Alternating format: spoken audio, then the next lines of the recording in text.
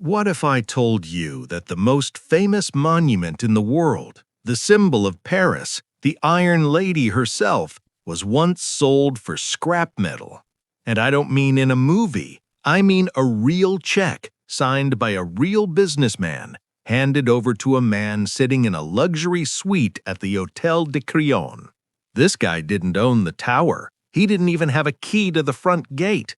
But he walked out of that hotel with a suitcase full of cash and a bribe in his pocket, leaving the buyer with a worthless piece of paper and a whole lot of shame. Meet Victor Lustig. The Secret Service called him the smoothest con man that ever lived.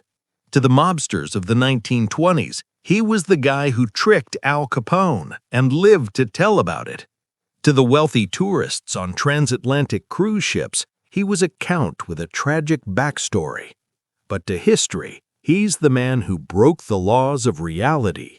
He didn't just steal money, he hacked human psychology. He understood that if you make a lie big enough and tell it with enough confidence, people won't just believe you, they'll thank you for tricking them. You see, Lustig wasn't a thief in the traditional sense. He was a dopamine dealer. He knew that the moment you think you're getting something for nothing, that secret deal that nobody else knows about, your brain floods with chemicals. You stop thinking, you start dreaming, and that is exactly where he lived, in that gap between what you want to be true and what is actually happening. Today we're going to crack open his playbook, including the famous 10 Commandments for con men that he actually wrote down. But every high has a crash, and for Lustig, the crash was spectacular. It involved a jealous lover, a relentless Secret Service agent named Peter Rubano who chased him for years, and a prison escape that sounds like it was written by Looney Tunes. We're talking bed sheets, a window washer costume, and broad daylight.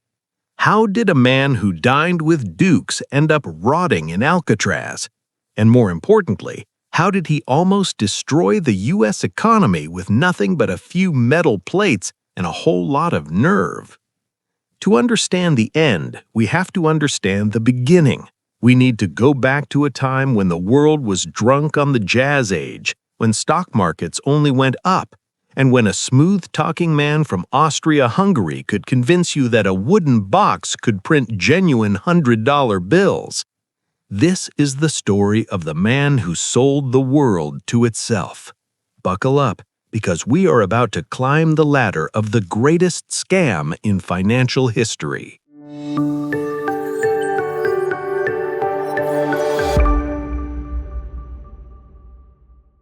Victor Lustig was born in 1990 in Bohemia. Now, if you asked him, he'd tell you he was born in a castle, the son of a mayor, or maybe a fallen aristocrat. The truth? He was a middle-class kid named Robert Miller, who was just really good at languages. By the time he was a teenager, he spoke 5 of them fluently. But he didn't use them to become a diplomat. He used them to become a chameleon. He realized early on that in Europe, class wasn't about money. It was about how you carried yourself. He wasn't perfect, though. He had a jagged scar on his left cheekbone from a fight over a girl in Paris. Most guys would hide that. Lustig? He highlighted it. He'd tell people it was from a duel. Suddenly, he wasn't a thug. He was a man of honor. He adopted the title Count, dressed in expensive suits, and started working the greatest gold mine of the early 20th century, the transatlantic ocean liners. These ships were floating palaces trapped in the middle of the ocean, filled with bored, rich Americans desperate for a taste of European culture. This is where he developed his 10 Commandments for con men, and honestly, they're brilliant. Rule number 1, be a patient listener. Lustig knew that people don't want to hear you talk, they want to be heard. He would sit there for hours, listening to some tycoon complain about his wife or his business, never looking bored, just nodding. He made them feel important, and once they felt important, they trusted him. And once they trusted him, well, he introduced them to the box. This is the Rumanian Money Box. It's arguably the most beautiful piece of nonsense ever built. Lustig would have this thing sitting in his cabin, looking mysterious. He wouldn't try to sell it. He'd wait for the mark to ask, "Count, what is that?" Then he'd lower his voice and say, "My friend, this is a regretful necessity. It is a radium-powered currency duplicator." It sounds ridiculous to us, but you have to remember, this was the age of scientific miracles. Radio, X-rays, relativity. Why not a money copier? Here's the genius part. He'd ask the victim for a $100 bill. He'd put it in one slot with a blank piece of paper. He'd turn the crank and nothing would happen. He'd check his watch and say, the chemical osmosis takes 6 hours. 6 hours! This is the dopamine ladder in action. If it printed instantly, it would look like a magic trick. But the weight made it feel like science. It built anticipation. It gave them time to dream about what they'd buy. 6 hours later, they'd come back. Lustig turns the crank and out pop 2 damp, perfect $100 bills. He'd tell the mark, "Go to the bank, verify them." And the bank teller would say, "Yes, sir, these are real." Because they were real. Lustig had preloaded the machine with a genuine bill that matched the serial numbers or just used fresh bills. The mark would lose his mind. He'd beg to buy the box. Lustig would refuse, then reluctantly agree to sell it for $30,000. That's like $500,000 today. Lustig would pack the box with enough real bills for 1 or 2 more printings to keep the victim happy while he got away. By the time the machine started spitting out blank paper 12 hours later, the count was halfway to Vienna. And here's the kicker. The victim couldn't go to the police. What are they going to say? "Officer, I was trying to counterfeit U.S. currency and I got ripped off." Lustig trapped them in their own guilt. It was the perfect crime. But by 1925, the ocean liner gigs were getting too hot. Lustig needed a new playground. He headed for Paris. France was recovering from World War I, the economy was shaky, and the government was broke. Lustig was sitting in his hotel room reading the paper when he saw a small article. It said the Eiffel Tower was rusting, expensive to maintain, and the government was considering drastic measures. Some people even wanted it torn down. Most people read that and think, what a shame. Lustig read it and thought, I can sell that. Not the souvenir, the actual tower. 7,000 tons of scrap metal. It sounds insane. It sounds impossible. But remember his rule, never look bored and never think small. He realized that the bigger the lie, the less people question it. Who would be crazy enough to fake the sale of a national monument? Only the government would be that bold. He hired a forger to create official stationery from the Ministry of Posts and Telegraphs. He rented the most expensive suite at the Hôtel de Crillon because diplomats don't stay at the Holiday Inn. He sent confidential letters to the top 6 scrap metal dealers in Paris. He told them, "Gentlemen, the government is broke. The tower is a safety hazard. We're selling it for scrap. But shh, it's a state secret." He got them all in a room. He played the part of the weary bureaucrat perfectly. He told them, "You know how the public is. They love the tower now, but they hated it when it was built. We need to handle this quietly to avoid a riot." He wasn't just selling metal, he was selling them the chance to be on the inside. He took them on a tour of the tower, flashed his fake badge to the guards, who just assumed he was a VIP, and watched them. He wasn't looking for the highest bidder, he was looking for the easiest mark. We're about to get to the moment where Lustig pulls off the sale of the century, but before we do, if you're enjoying this dive into the mind of a genius criminal, do me a massive favor. Hit that subscribe button. It helps us find more stories like this, and unlike the Rumanian Money Box, this channel is actually free. Alright, back to Paris. Lustig found his guy, André Poisson. His name literally translates to fish. You can't make this up. Poisson was a provincial businessman new to Paris desperate to break into the inner circle. He wanted this contract not for the medal, but for the glory. But there was a problem. Poisson's wife was suspicious. She asked, "Why all the secrecy? Why is everything moving so fast?" She was the crack in the foundation. She smelled a rat. Poisson started getting cold feet. Lustig sensed it. This is where he proved he was a grandmaster.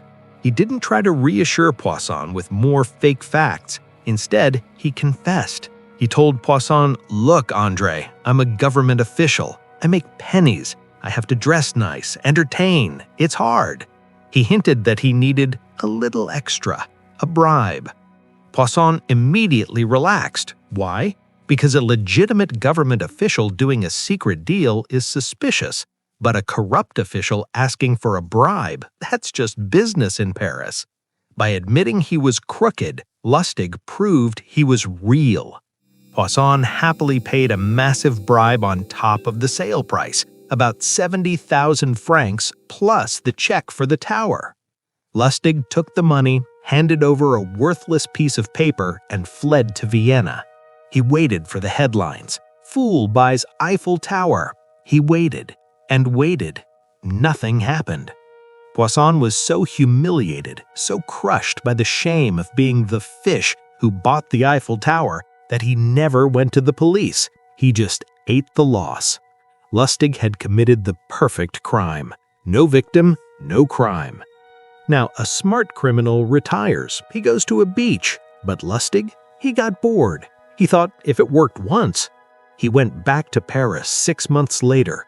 He contacted a new group of dealers. He tried to sell the Eiffel Tower again. This was his mistake. He got greedy. The Newmark wasn't as insecure as Poisson. He did his due diligence. He called the police.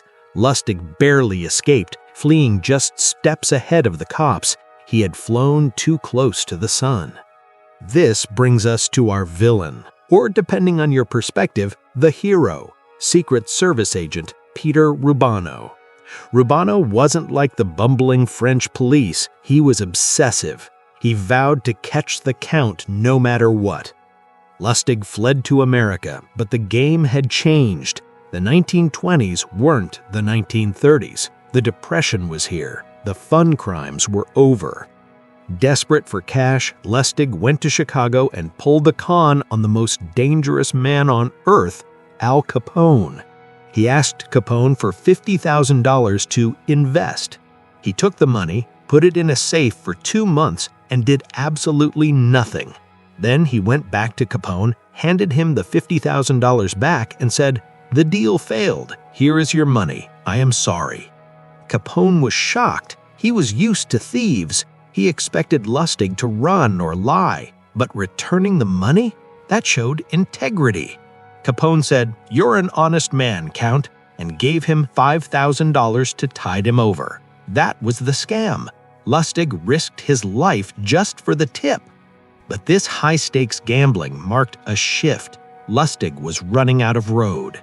He teamed up with a chemist named Tom Shaw and started a massive counterfeiting ring. They made super notes, fakes so good they fooled bank tellers. They pumped over $1 million into the U.S. economy.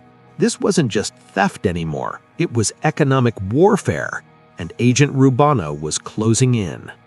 In the end, it wasn't the FBI's brilliance that caught him. It was the oldest story in the book, jealousy. Lustig had a mistress, Billy May Shibley, but the Count had a wandering eye. He took another woman out in Billy's car. Billy found out, got furious, and made an anonymous call to the feds. "You want the Count? Here's where he is." May 1st, 1935, New York City. Rubano finally corners him.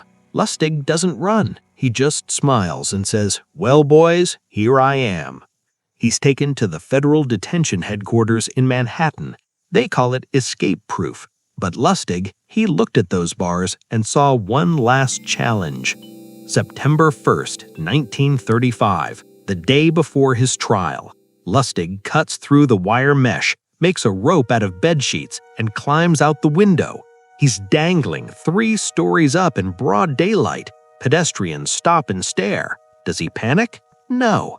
He pulls a white rag out of his pocket and starts wiping the windows. He pretends to be a window washer. The crowd loses interest. He drops to the street, takes a bow, and disappears.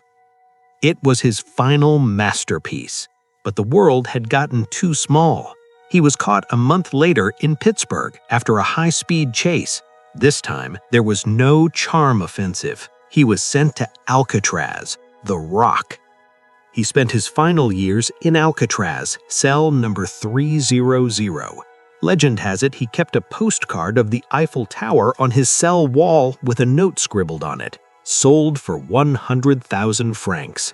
He died in 1947 of pneumonia. On his death certificate, under occupation, a clerk wrote 2 words that sum up his entire existence: apprentice salesman. So, what's the lesson? There's an old saying, you can't cheat an honest man. Lustig proved that wasn't entirely true. He cheated plenty of honest people. But his best scams, the ones that made him a legend, relied on the victim's own greed. Poisson wanted to bribe an official. The money box buyers wanted to counterfeit cash. Lustig didn't just sell them a lie, he sold them a mirror. He showed them exactly who they were, and he charged them a fortune for the privilege. If you want to know how to spot a con man in your own life, maybe start by checking if they're selling you a money printing box. If you enjoyed this story of the Count, hit that like button, share this with a friend who thinks they're too smart to be scammed, and comment below, would you have bought the Eiffel Tower? I'll see you in the next video.